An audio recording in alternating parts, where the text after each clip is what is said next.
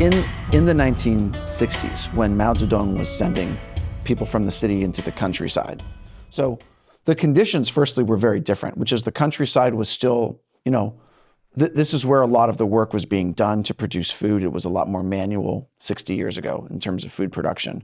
And there were a lot fewer people living in the cities that had to be sent out to the countryside. Now, the conditions in the countryside are much worse because there's no jobs in the countryside.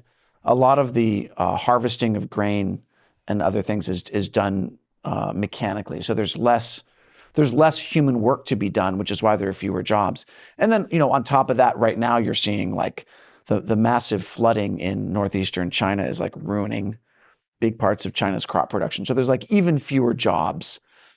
And fewer food. Yeah, so less food, fewer foods. So now, like, even if you try to apply the same idea, which is not a good idea when Mao did it, it was a bad idea at the time. I mean, it was for political reasons. Right. It wasn't your mom. Yeah. Both my parents went to the countryside. Yeah. Yep. They spoke highly of it. Yeah. Well, my dad's stories are always about food, essentially, like being able to like eat watermelons in the fields and stuff like that. Okay. Like my mom ended up teaching at a one-room schoolhouse in the countryside, and my dad was a farm laborer. Mm-hmm. Not the best time of their lives, no. But the watermelons were good. But the watermelons were great because, you could actually like eat your fill of the watermelons. Well, now all the soil's poisoned, so you can't even. Well, I think the thing is that this actually goes back to what you were saying, Chris, about like the local government debt, because, what has been happening is people have been going from the countryside to the cities for jobs. So now that like these unemployed youth are being told to go to the countryside, in the last few years at least, they were being told to like go do government work, like go be like civil servants, etc. Oh, yeah. In the countryside. So then the burden of paying these people to go to like these rural areas and like try to like revitalize them is being put on the local governments. Massive government bureaucracy, And then there's already this massive amount of local government debt, right? Which the central government has said, sorry guys, you're on your own. We're not going to cover this for you. And then you're just kind of piling on more and more economic stress on the local government side. And then that goes into, hey, how did the local governments make most of their money?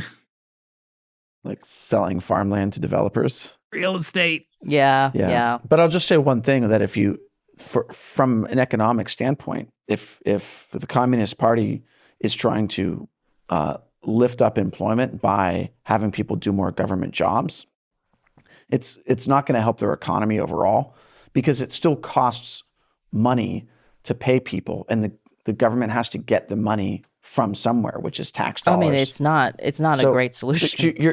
It's still eating itself. Like if you're creating unnecessary government jobs, then like you may be helping those individuals, but overall you're actually subtracting from your own economy. You certainly can't, mathematically, you can't possibly build on it with unproductive government jobs. So if they try to do this to kind of reduce the like youth anger by giving people jobs, it's going to end up then having a very bad spillover effect later. Like ghost cities. I think it's even like those civil service jobs aren't actually easy to get. So I don't know that they're inflating massive amounts of civil service jobs for this issue. But the interesting thing that you made me think of that is like when my parents were young, everybody worked for the government, right? Because it was like a communist system. Like there were no private employers, etc. So it's almost like they're going back to their roots. Like now, it was all a scam. It reminds me of the Simpsons when they were at the UN and like Russia is like, it was all a trick, and they tear off Russia on their little placard and it's the USSR again. Wow. The Simpsons predicted it. Slightly wrong country though. Well, I mean, then again, we don't know what's going to happen with Russia. Yeah, like do we? It could happen. The Simpsons could still be right. God, who knew that show was like a focal nexus of reality? Okay. Well, I think the other giant elephant in the room, besides my mustache, it's twice I use that. I need to diversify my language profile. We Were you going to talk about real estate? No. Oh, yeah, we were going to talk about real estate. Yeah, let's talk about real estate first. I'll save my thing. Okay. So yeah, real estate sucks in China. No. Real estate accounts for like 30% of China's GDP, so a huge amount. And like everyone kind of knows now that it's been blowing up for the past several years. It really began with Evergrande. But yeah, this whole process of like, hey, we can just take on debt to build a house that we won't actually build yet, but we'll sell that house, the promise of that future house, to make more money to pay off our debt. And then we'll use this money to build houses eventually. It's the Ponzi scheme of apartment buildings. Yeah, and so then like it all came to roost, and there were no homes. There was just debt, and a bunch of real estate industry began to collapse. And the big one that just happened was I have unfortunately gone off my notes. Country Garden. Country Garden. It sounds like a Chinese restaurant. It really does. I love their General Tso's chicken. And now this isn't set in stone yet because they still have a 30-day grace period before they can be labeled as a defaulter. But it seems like they're going into default. Just on their dollar-denominated debt, right? Invest your money in BlackRock, triple your investment in China. I mean, who cares about the dollar-denominated debt? You're just screwing over foreign investors in that case. Oh, yeah. The real unrest doesn't happen until, the people inside China who've lost all their money come for you. Yes.